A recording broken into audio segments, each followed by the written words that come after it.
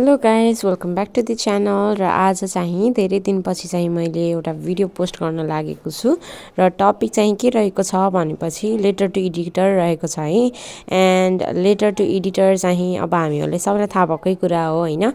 +2 सम्म चाहिँ यो इम्पोर्टेन्टै छ भनौँ होइन, इङ्ग्लिसको फ्री राइटिङको लागि। साथसाथै चाहिँ यो फर्स्ट इयर BBS फर्स्ट इयरको लागि पनि इम्पोर्टेन्ट छ कि यो चाहिँ 5 to 10 मार्क्सको लागि चाहिँ सोधिरहेको हुन्छ होइन, इक्जाम पर्सपेक्टिभले चाहिँ इम्पोर्टेन्टै छ भनौँ।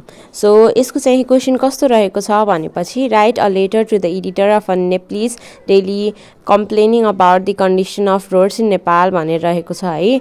अनि मैले चाहिँ सुरुमा बाइलाइन र डेडलाइन लेखेको छु। बाइलाइन चाहिँ न्यू बानेश्वर काठमाडौँ अनि डेडलाइन चाहिँ 17 फेब्रुअरी 2026 भनेर लेखेको छु होइन। त्यसपछि चाहिँ एक लाइन छोडेर चाहिँ यो एक लाइन छोड्नुको मेन उद्देश्य भनेको चाहिँ प्रेजेन्टेसनलाई राम्रो बनाउनु हो होइन। साथै त्यसपछि मैले the editor the Rising Nepal भनेर चाहिँ सम्बोधन गरेको छु। यसलाई भन्छ इनसाइड एड्रेस हो यो चाहिँ। अनि महाराजगञ्ज काठमाडौँ लेखिसकेपछि फेरि एक लाइन छोडेर चाहिँ सब्जेक्ट लेखेको छु होइन। अब हजुरलाई अब सब्जेक्ट लेख्न खासै आउँदैन भनेपछि चाहिँ क्वेसनमा जुन टपिक दिएको छ होइन, जसको बारेमा लेख्ने भनेर दिएको छ त्यसैलाई चाहिँ हजुरले सब्जेक्ट बनाएर लेख्न सक्नुहुन्छ होइन, इजी वेमा चाहिँ।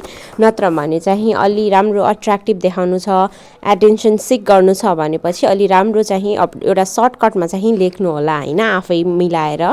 त्यसपछि एक लाइन छोडेर डियर सर अर म्याडम भनेर लेख्नु होला। त्यसपछि चाहिँ moving to the body part, सबैभन्दा सुरुमा चाहिँ इन्ट्रोडक्सन प्यारा नै हुन्छ होइन। अब हेरौँ यसमा चाहिँ मैले कसरी लेखेको छु हजुरहरूलाई इजी होस् भनेर चाहिँ एउटा सिलेबस टाइप हुन्छ नि, स्पेसिमेन टाइप नै हो यो होइन। I am writing this letter to draw the concerned authorities' attention about the poor condition of roads in Nepal. Roads are the common or widely used means of transportation all over the world. It is very essential to maintain the road condition suitable and highly manufactured. In simple words, roads show the developmental activities of any country. Here the roads in Nepal are in deteriorating condition भनेर लेखेको रहेछु होइन। यसमा चाहिँ सबभन्दा सुरुमा चाहिँ हामीले मैले चाहिँ के लेखेको छु भने सजिलो तरिकामा होइन। अब क्वेसनले जे मागेको थियो होइन त्यसको बारेमा चाहिँ अबाउट भनेर अनि the poor condition of roads in Nepal भनेर यो चाहिँ हजुरहरूले लेख्नु होला है। फर्स्ट प्याराग्राफ, फर्स्ट सेन्टेन्स, प्याराग्राफको फर्स्ट सेन्टेन्स यो चाहिँ अब जुन क्वेसनले मागेको छ त्यही अनुसार गरेर लेख्नु होला अबाउट भनेर। एन्ड देन हल्का चाहिँ अब जुन टपिकको बारेमा रहेको छ त्यसको हल्का इन्ट्रोडक्सन टाइप दिनु होला। अनि त्यसपछि विषय प्रवेश गर्नु होला होइन।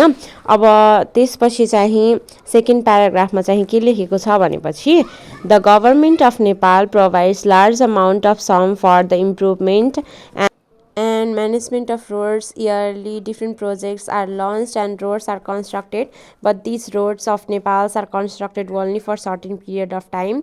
Half of money is corrupted. Roads are made only to put water in general citizen eyes. After some time roads are again in poor condition as it was. Due to the poor condition off road, many people are facing problem in a daily basis. Some of them can't go to school and employed areas because of bad condition and facilities of transportation.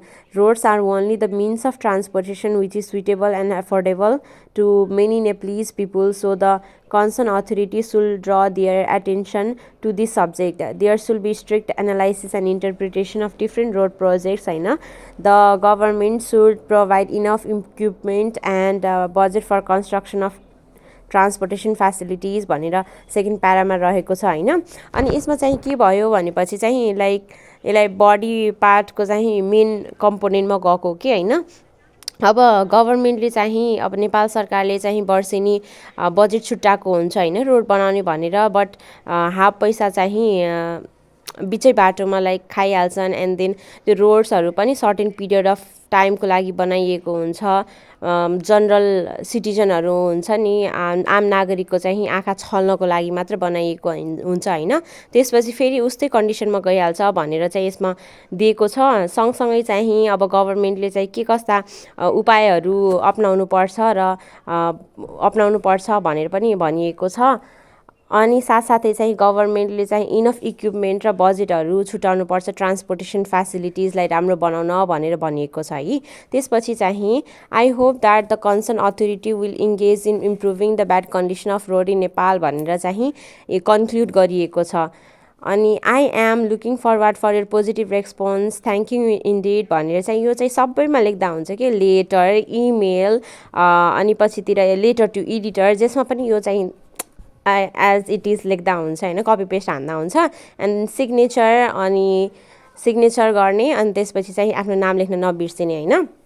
So मैले चाहिँ यसलाई राम्रो बनाउनको लागि, अब presentation राम्रो देखाउनको लागि चाहिँ बसमा इन्क्लोज गरेको छु र यही हो। त्यस सँगसँगै चाहिँ हजुरहरूले अन्डरलाइन पनि गरिदिनु होला कि प्रेजेन्टेसन चाहिँ राम्रो देखिन्छ। So if you like my video and don't forget to subscribe my channel and support to me. See you next video. Bye bye with another video. Bye bye.